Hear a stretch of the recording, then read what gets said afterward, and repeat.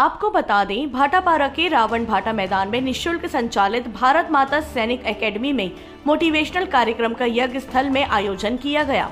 जिसमें मुख्य अतिथि के तौर पर छत्तीसगढ़ श्रम मंडल सदस्य सतीश अग्रवाल शामिल हुए,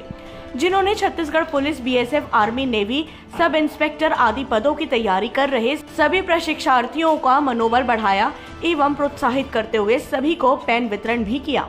वहीं एकेडमी के संचालक पूर्व सैनिक सुनील तिवारी ने प्रशिक्षण के दौरान उपयोग में लाए जाने वाले एम्पलीफायर, माइक एवं साउंड बॉक्स की मांग अतिथि से की, जिस पर सतीश अग्रवाल ने जल्दी उनकी मांगों को पूरा करने का आश्वासन दिया। और सभी लोग बहुत खुश हैं, लेकिन मुझे बड़ी खुशी हुई है, इनके बधाई देता हूँ भाई सुनील तिवारी जी को और आप लोगों को भी, जो